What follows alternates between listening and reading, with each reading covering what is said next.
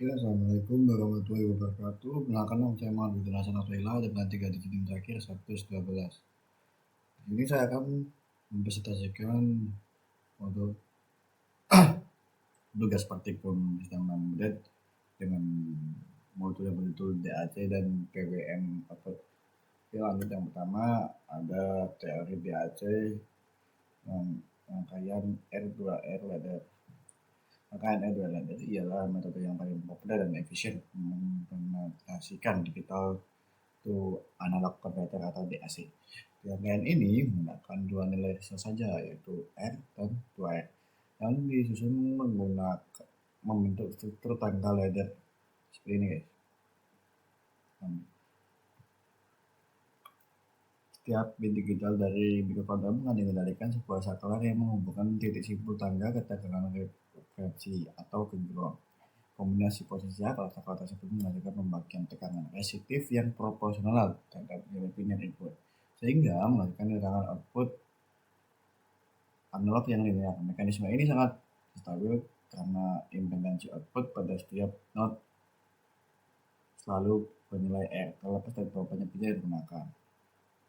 Perubahan nilai bit input secara langsung mengaruhi tegangan output secara linear. Semakin besar nilai bit yang diberikan, semakin tinggi tegangan analog yang dihasilkan. Keunggulan utama R2R ladder adalah kesederhanaan komponen, kemudahan fabrikasi, serta skalabilitas revolusi tanpa mengubah struktur dasarnya.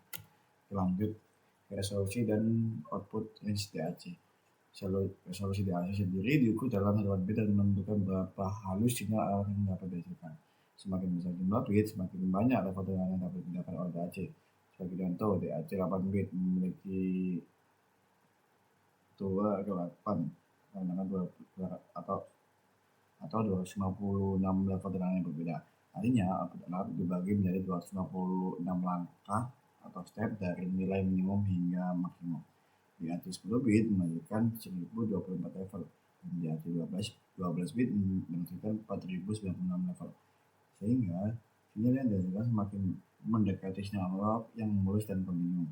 Output DAC sangat dipengaruhi oleh tegangan referensi yang digunakan dalam rangkaian. Jika tegangan referensi adalah 3,3 volt, maka output DAC akan berkisar dari 0 volt hingga 3,3 volt, dibagi menjadi sejumlah level sesuai resolusinya. Setiap langkah tegangan dihitung dengan rumus SSP. Ini seperti berikut aja. Ini, dimana N di sini adalah jumlah bit. Untuk DAC 8 bit dengan Vref-nya 3,3, setiap langkahnya bernilai sekitar 12,9 megawatt. Semakin tinggi resolusi, semakin stabil tegangan referensi, semakin kuat sinyal analog, sehingga sangat penting untuk memilih resolusi dan referensi tegangan yang sesuai dengan kebutuhan aplikasi. Oke, lanjut guys. Kemudian mekanisme kerja DAC dan ladder R2R. Data digital benar dari mikrokontroller diterjemahkan dari sinyal analog melalui rangkaian R2R, teman-teman. Setiap bit dalam data digital memiliki bobot tertentu sesuai posisinya. Bit paling signifikan atau MSB memiliki bobot terbesar, sedangkan bit paling tidak signifikan atau LSB memiliki bobot terkecil. Saklar pada tiap tahap ladder terhubung ke tegangan frekuensi atau ground sesuai nilai bit tersebut. Kombinasi seluruh bit menghasilkan tegangan output analog yang proporsional pada nilai digital input. Pembagian tegangan resistif pada jaringan R2R memastikan setiap bit berkontribusi secara tepat, sehingga konferensi berjalan akurat dan linear. Faktor yang mempengaruhi performa DAC antara lain ini toleransi resistor, stabilitas tegangan referensi, dan kecepatan switching saklar digital. Oke, lanjut ke PWM data cycle dan frekuensi. PWM atau pulse width modulation ialah teknik memodulasi lebar pulsa sinyal digital untuk memberikan nilai rata-rata tegangan output. Duty cycle adalah persentase waktu pulsa dan kondisi high terhadap suatu periode penuh sinyal PWM. Semakin besar duty cycle, semakin tinggi tegangan rata-rata yang dihasilkan. Frekuensi PWM menentukan seberapa cepat siklus pulsa berulang per detik. Frekuensi ini menghasilkan sinyal lebih halus namun memberikan respon komponen yang lebih cepat.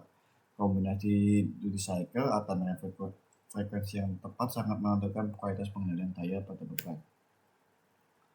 Oke, filter RC pada PWM. Filter RC atau resistor kapasitor ialah komponen kunci untuk mengubah sinyal PWM menjadi tekanan analog yang halus dan stabil. Resistor membatasi alur yang mengalir ke kapasitor, sedangkan kapasitor menyimpan dan melepas barang secara bertahap mengikuti perubahan pulsa PWM. Halnya ialah tekanan output membakar nilai kata-kata sinyal dari PWM. Nah, resistor kapasitor menentukan konstanta waktu yang mempengaruhi seberapa cepat filter merespon perubahan duty cycle. Nilai T besar menghasilkan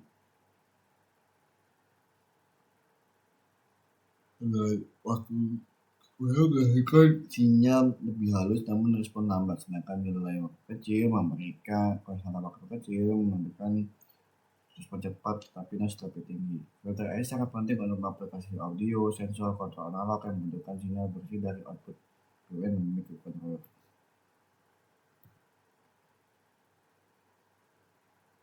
Oke, kemudian ada DAC versus DAC, perbandingan DAC dan PWM. Mereka menggunakan masing-masing. Perbandingan metode output analog DAC untuk sinyal murni, PWM untuk pengendalian daya. Keunggulan DAC di sini menghasilkan sinyal analog murni secara langsung dan memerlukan filter tambahan teman-teman. Resolusi tetap dan output linear menjadikan DAC ini untuk aplikasi memudahkan sinyal analog bersih dan presisi tinggi seperti output, audio kualitas, kalibrasi, dan antarmuka sinyal analog ke perangkat eksternal. Kekurangannya ialah kompleksitas sirkuit dan konsumsi daya yang lebih tinggi dibanding PWM. PWM lebih sederhana, hemat daya dan fleksibel karena menggunakan output digital yang dimodulasi dengan menambahkan filter RC eksternal. Sinyal PWM dapat dikonversi menjadi tegangan analog. PWM sangat cocok untuk pengendalian daya seperti motor, servo, dan timing LED LED, serta aplikasi dengan bandwidth terbatas. Nah, kekurangannya itu adanya ripple noise yang perlu difilter lagi agar sinyalnya halus. Oke, panduan memilih gunakan DAC ketika aplikasinya itu butuh sinyal analog bersih, resolusi tinggi, dan linearitas akurat. Misalnya pada proses audio, instrumentasi, atau teman-teman bisa pada komunikasi sinyal analog. Kemudian pilih PWM. Kalau tujuan utamanya itu pengendalian daya, efisiensi tinggi, atau ketika mikrokontrollernya tidak memiliki DAC internal. PWM dengan filter RC menjadi solusi ekonomis untuk banyak kebutuhan output analog sederhana. Oke, implementasi DAC dan PWM pada ESP32. ESP32 sendiri dilengkapi dengan dua saluran DAC dengan bit yang terhubung langsung pada pin GPIO 25 sama 26. Ini mampu menghasilkan tegangan analog dari 0 volt hingga 3,3 volt secara langsung tanpa komponen eksternal tambahan dengan resolusi 8 bit. ESP32 DAC menghasilkan 256 level tegangan berbeda, cukup untuk berbagai aplikasi audio sederhana, sinyal kontrol analog, dan pengujian sensor. Untuk PWM ESP32 menyediakan modul LEDC atau LED control yang sangat fleksibel. Modul LEDC mendukung hingga 16 kanal PWM independen dengan frekuensi dan resolusi yang sepenuhnya dapat dikonfigurasi melalui software. Resolusi LEDC dapat diatur dari 1 hingga 16 bit dan frekuensinya itu dapat disesuaikan sesuai kebutuhan aplikasinya.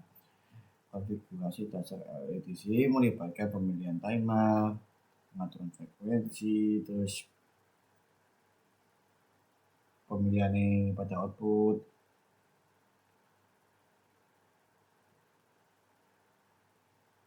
atau penerapannya. Terus filter built-in DAC dan LEDC PWM pada ESP32 sangat mempermudah pengembangan embedded system yang membutuhkan output analog dan kontrol daya tanpa perlu chip eksternal tambahan. Oke, lanjut teman-teman. Sini untuk ada implementasi PWM pada STM32 dan pada DAC. STM32 sendiri tidak memiliki DAC internal pada sebagian besar variannya, namun microcontroller ini menyediakan mode timer yang sangat powerful dengan mode capture compare yang menghasilkan sinyal PWM berkualitas tinggi. Setiap timer pada STM32 memiliki beberapa channel output compare yang dapat dikonfigurasi secara independen untuk menghasilkan PWM. Timer bekerja dengan cara menghitung nilai counter dari 0 hingga nilai ARR auto reload register dan menentukan periode sinyal. Ketika nilai counter mencapai nilai CCR atau capture compare register, output pin berubah kondisi sehingga menghasilkan pulsa yang tunable dapat diatur secara presisi.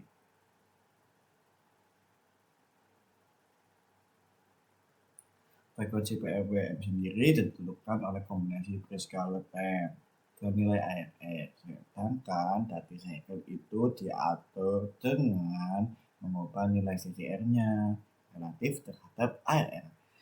Sinyal PWM yang dihasilkan dapat digunakan langsung untuk menggunakan motor, servo, atau LED maupun dialihkan dengan filter RC eksternal untuk mendapatkan sinyal analog. Pendekatan ini memberikan fleksibilitas tinggi karena frekuensi dan resolusi dati cycle-nya dapat dikonfigurasi sesuai kebutuhan aplikasi, menjadikan STM32 solusi yang efisien dan hemat biaya untuk pakai aplikasi embedded. Lanjut, ada aplikasi audio dengan DAC PWM. Audio DAC sendiri digunakan untuk membagikan sinyal DAC di sini digunakan untuk menghasilkan sinyal audio analog dengan kualitas tinggi karena mau mensantikan gelombang suara secara kontinu atau berkanita dan presisi sesuai resolusi bit yang dimiliki. Semakin tinggi resolusi DAC, misalnya 12 bit atau 16 bit, semakin halus sinyal audio yang dihasilkan sehingga kualitas suara mendekati sinyal asli. Sebaliknya, PWM dengan filter RC juga dapat mewujudkan sinyal audio sederhana. Pulsa PWM dihasilkan oleh filter RC sehingga menjadikan tekanan alarm menghasilkan gelombang suara cocok untuk efek suara, notifikasi, atau sinyal audio dengan bandwidth terbatas. Pertama utama pada PWM untuk audio dalam frekuensi tinggi dari switching memerlukan filter yang baik. Trade-off antara kualitas suara dan biaya implementasi menjadi pertimbangan utama. DAC memberikan kualitas lebih baik dan lebih mahal karena PWM lebih ekonomis dan memerlukan filtering yang cermat untuk meminimalisir distorsinya. Lanjut ke simulasinya.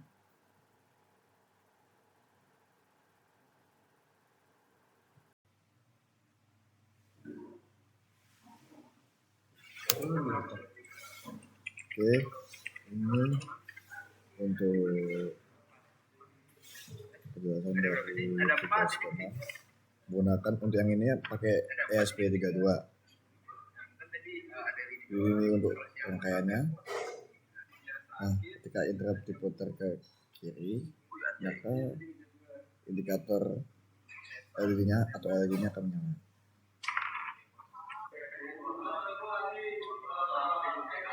Nah, pada data tersebut, pada VSK tersebut menampilkan visual grafiknya.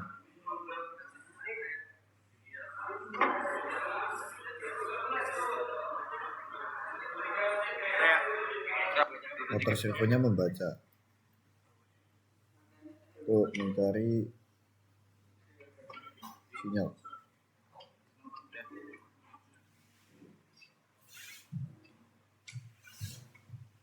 Nah, ini kontrolnya mau baca.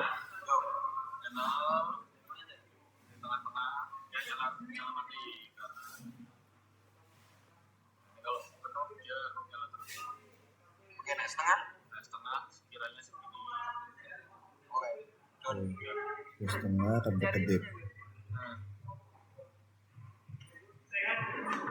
Nah, kalau misal pas gede potensinya gitu. Nah, kecil gitu mati kan. Kalau misal udah mulai gede nyala. Terus ini paling kanan ya. Nandain aja kalau misal udah gede dari jetnya.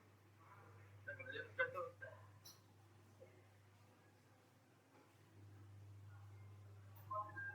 Itu merah-merahnya guys, merah-merahnya guys. Ya kan. Potensi diputar akan menunjukkan perputaran pada servo juga.